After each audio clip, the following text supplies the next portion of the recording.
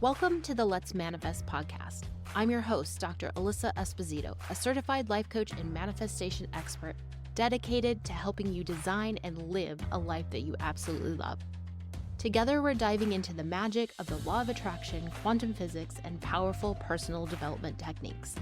Whether you're new to manifestation or seeking inspiration, this podcast offers clarity, motivation, and actionable insights. So are you ready? Let's make it happen. Welcome.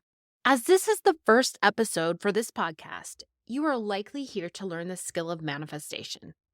And I thought I'd start with the topic of what is manifestation and what it is not. Now, you might be new to the world of manifestation. If so, then perhaps you think it's full of a bunch of woo-woo and wishful thinking for people who are desperate and delusional.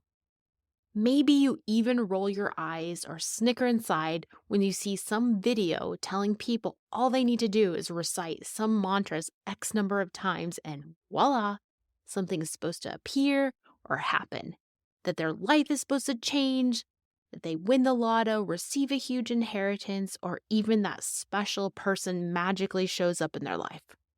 Well, perhaps that's not what you think now. But maybe that was your initial impression of manifestation before you learned more. So that leads me into what manifestation is not. Manifestation is not just positive thinking and repeating mantras. I was one of those people who thought it was woo-woo. And by that, I mean empty positive words and wishful thinking. A bunch of made-up BS that just gave people false hope. I think we all know that you can't just wish and hope that you change your way into making this amazing life or just making more money. While positive thinking is important and a part of manifestation, it's not the full picture. If you're thinking positively, but your underlying beliefs, emotions are rooted in fear, lack, or doubt, that energy is going to override your positive thinking and it will result in what you attract. Manifestation requires doing the inner work, addressing the limiting beliefs, healing emotional wounds, aligning with the feeling of already having what you desire. This is one reason why just reciting mantras over and over doesn't work. Your brain has to believe what you're reciting to yourself. It's not going to believe you if you keep saying, I'm rich, I'm rich. If your underlying feelings are rooted in scarcity and lack.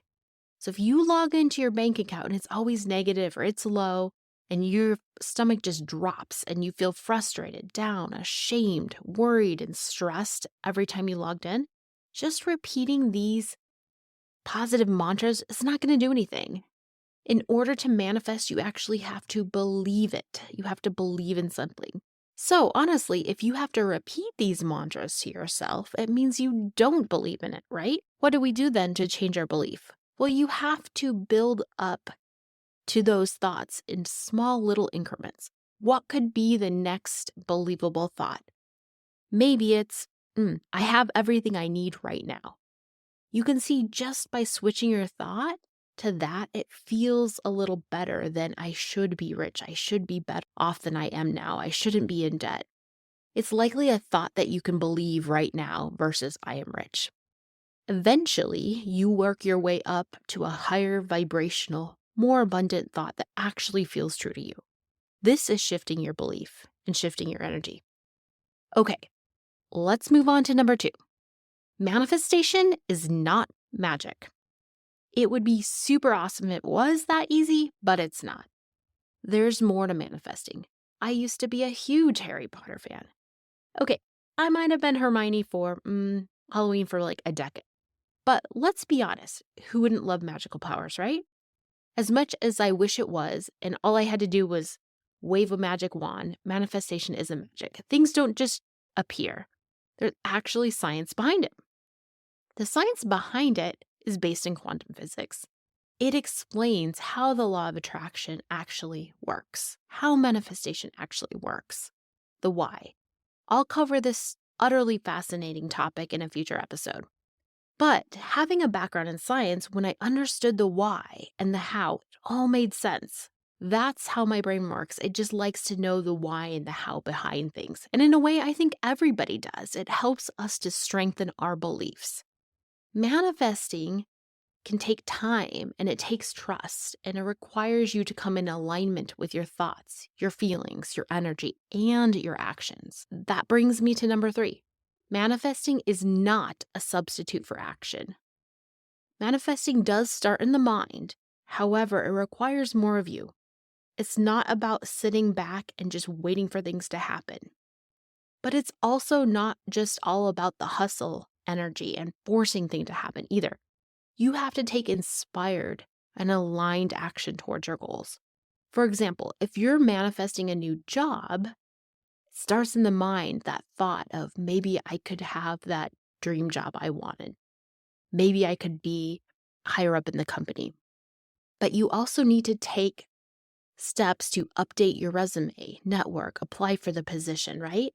You need to go in with the mindset and the energy and the belief that that position is already yours, that you're the perfect person that they need for that position. The universe responds to your energy. By taking steps towards your desires, you create the momentum, and that's when things start to align in your favor. So exactly what is manifestation? Well, at its core, manifestation is the process of bringing something into your reality through the power of your thoughts, your beliefs, your emotions, and your action. Manifesting is taking something from an idea, something immaterial, and making it into a reality in your world. So in essence, it's making it happen. Okay, a little side note, when I learned that definition in particular, I was really excited because that's the name of my coaching business, the Make It Happen Project. So you can see how everything just aligned for me. Right there, that explanation of manifestation makes it a lot more tangible, a lot more realistic, understandable, and relatable. It's not just some mystery, mystical, magical thing, right? It's the process in which an idea actually becomes a reality. A thought becomes an experience or a tangible thing. Everything around you was once just a thought. Let's take the example of an inventor. They come up with something in their idea in their head, and they actually turn it into an invention, a thing, or a product. Like your iPhone. That was once just an idea in someone's brain, and now you hold it in your hand.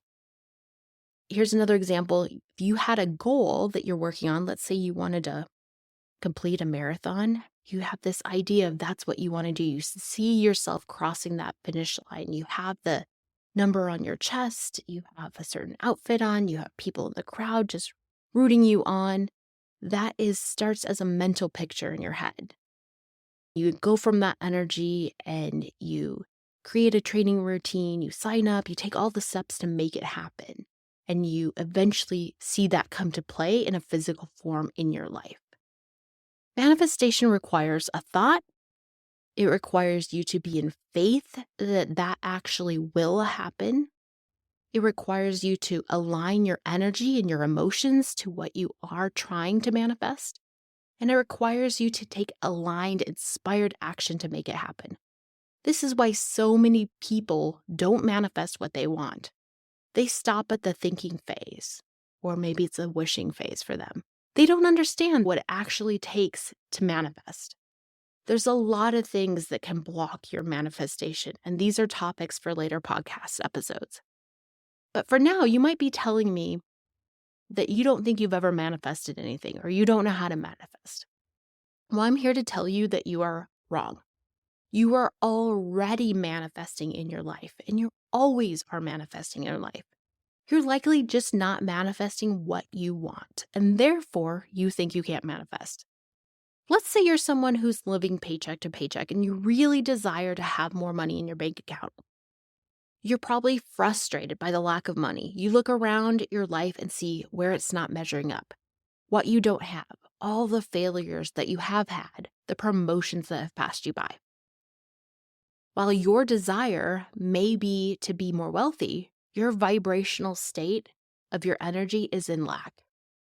Somewhere there is likely a belief that it's not going to happen for you, or that you never get the raise, or you're always getting passed by, or that you will never be successful in life, or that you can never have your own business.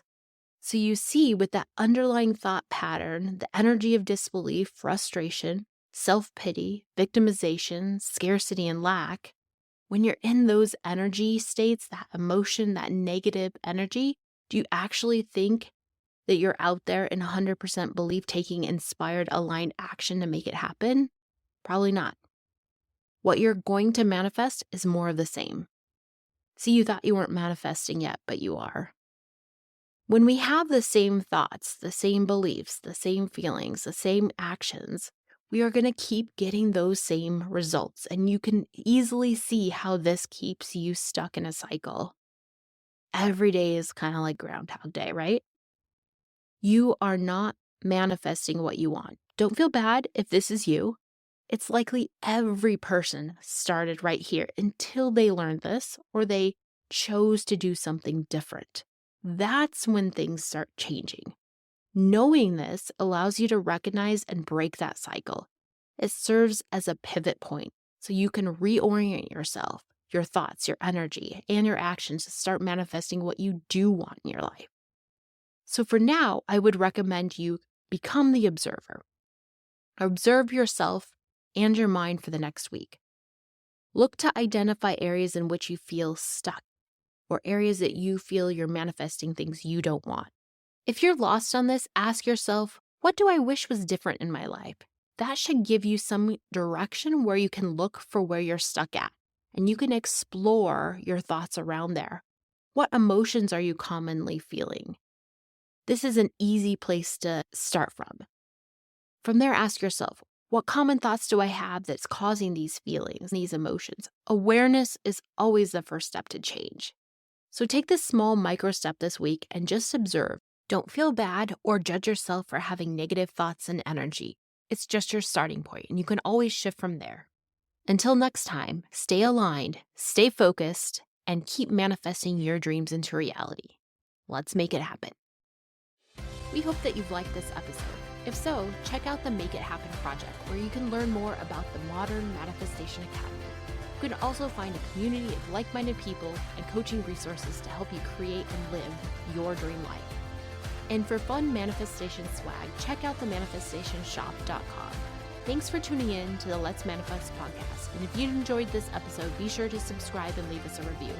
Let's keep the momentum going, because you deserve to manifest your biggest dreams. Until next time, remember, you've got the power to make it happen.